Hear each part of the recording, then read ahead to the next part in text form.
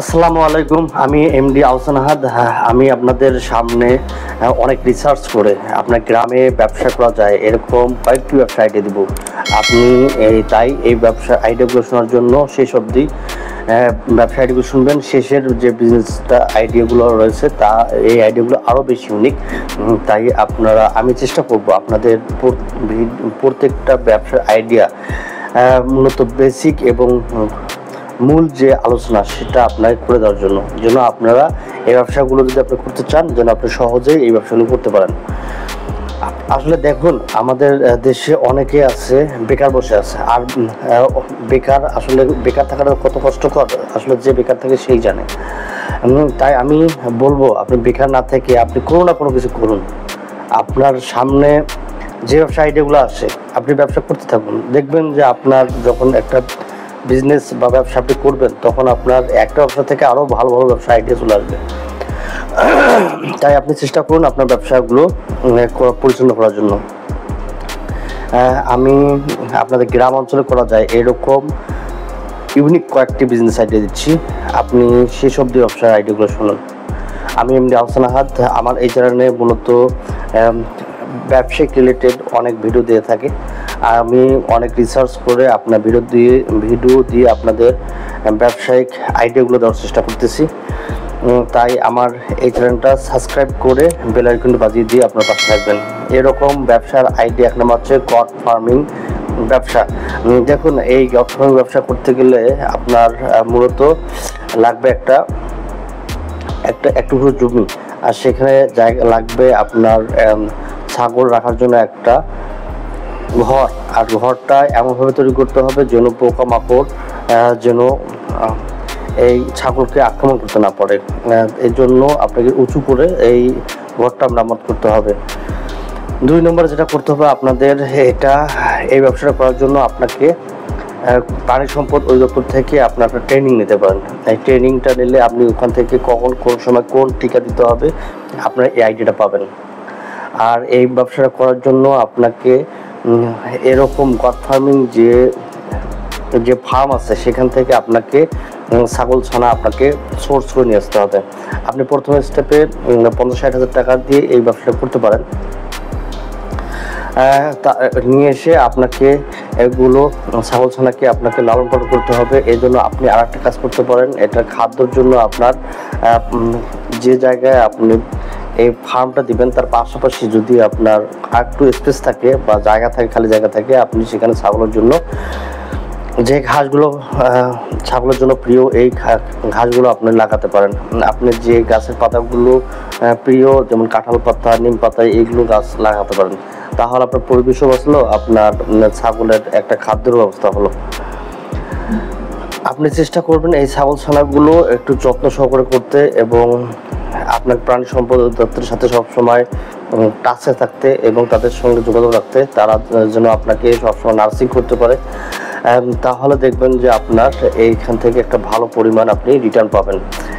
দেখবেন প্রথম বছরে আপনি এখান থেকে একটা ভালো পরিমাণ একটা লভ্যাংশ পাবেন, যেখানে আপনার লভ্যাংশের পরিমাণটা প্রায় 30-40% উপরে হতে পারে। এরপর নেক্সট স্টেপে যে ব্যবসার আইডিয়া দিব সেটা হচ্ছে মাছ চাষ। মাছ চাষ হচ্ছে যে আপনার ছাগল পালনের মতোই। এটার জন্য আপনাকে প্রাণী সম্পদ অধিদপ্তর থেকে আপনাকে মাছের চাষের জন্য আপনাকে প্রশিক্ষণ দিতে হবে এবং ওখানে আপনাদের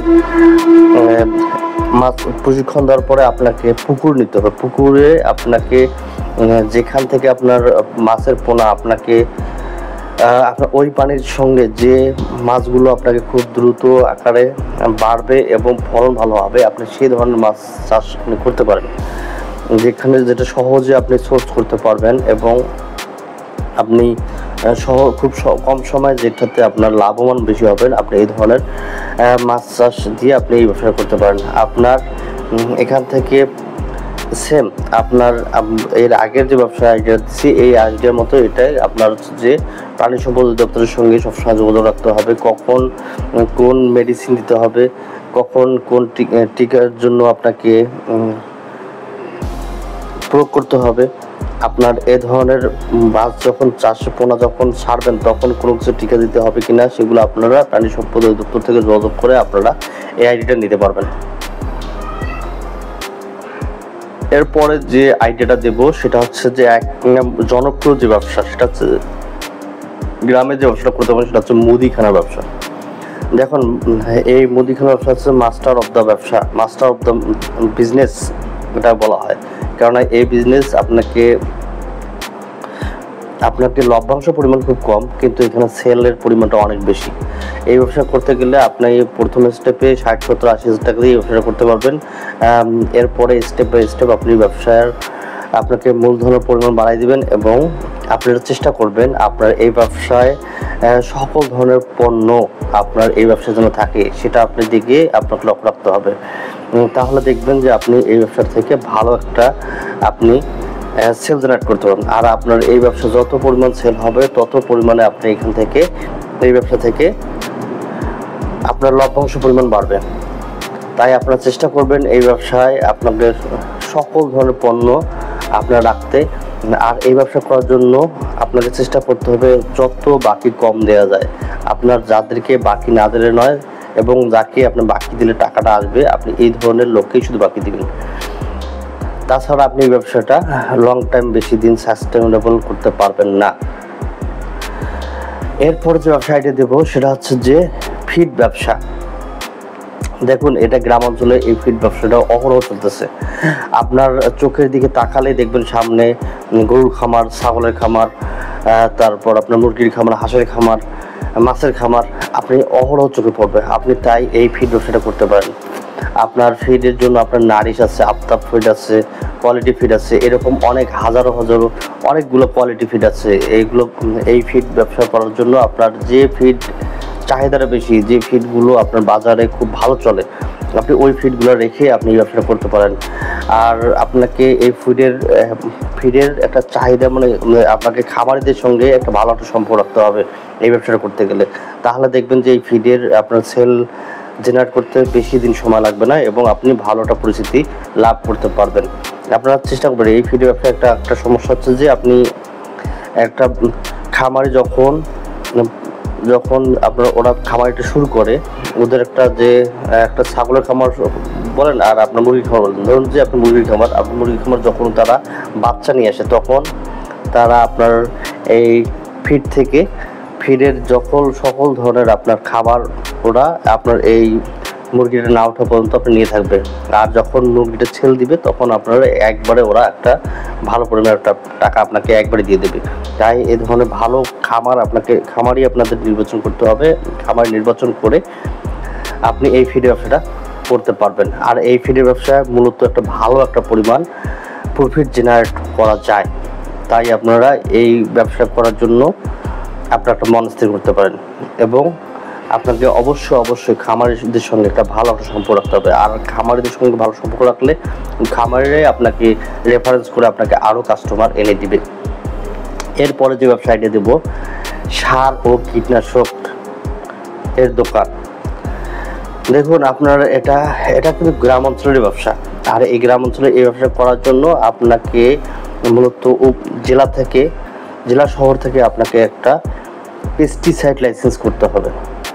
আপনার সার ও কীটনাশক ব্যবসা করার জন্য আপনাকে পেস্টিসাইড লাইসেন্স করতে হবে। আর এই পেস্টিসাইড লাইসেন্স করার জন্য আপনাকে যখন আবেদন করবেন, আপনি এখান থেকে আবেদন করার পরে ওরা আপনাকে অবজারভেশন করার পরে তারপরে কয়েক মাস সময় নিয়ে আপনাকে এই পেস্টিসাইড লাইসেন্স দেবে। আর পেস্টিসাইড লাইসেন্স পাওয়ার পরে আপনারা এই ব্যবসা করতে পারবেন। আর এই ব্যবসায় প্রচুর পরিমাণ লাভ। দেখুন, আপনার গ্রাম অঞ্চলে সকল ধরনের চাষাবাদ হয়। আর সকল ধরনের চাষাবাদ করার জন্য আপনার সার এবং কীটনাশকের প্রয়োজন হয়। এটা একটা ফসল ওঠানোর জন্য অনেক সার এবং কীটনাশকের প্রয়োজন হয়, যেটা আপনার আসলে এই ব্যবসাটা করার জন্য একটা লাভবান হবে আর কি। তাই আপনারা এই ব্যবসাটা ছোট আকারে 1 লাখ টাকা বা 70-80 টাকা দিয়ে এই ব্যবসাটা করতে পারেন। এই ব্যবসাটায় একটা জিনিস চিন্তা করতে হবে আপনাকে, যারা চাষি এই চাষিদের সঙ্গে সম্পর্ক ভালো রাখতে হবে এবং আপনাকে ভালো চাষি আপনাকে নির্ধারণ করতে হবে যে চাষিগুলো আপনাকে টাকা দেওয়ার মতো ক্যাপাসিটি থাকবে, এবং এই ব্যবসায় বাকির পরিমাণটা খুব পরিমাণ বেশি, কেননা তারা ফসল উঠায় তারপরে এই টাকাটা একবারে তারা দিয়ে থাকে।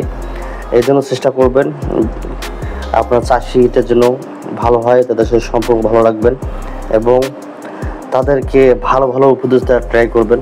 এবং আপনাকে একটু পড়াশোনা করতে হবে যে আপনারা যারা চাষাবাদ করবে ওই চাষাবাদের কখন কি সার দিতে হবে, কি কীটনাশক দিতে হবে, আপনি পারলে এগুলোর উপর আপনাকে অনেক পড়াশোনা করতে হবে। দেন তারপরে আপনারা এই ব্যবসা থেকে ভালো একটা পরিমাণ ইনকাম করতে পারবেন।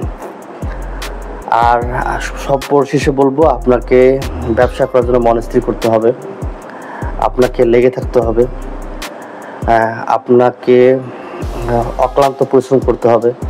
ব্যবসা আসলে অনেক কষ্টের একটা জিনিস। আপনার চাকরি থেকে ব্যবসা অনেক অনেক পরিশ্রমের একটা বিষয়।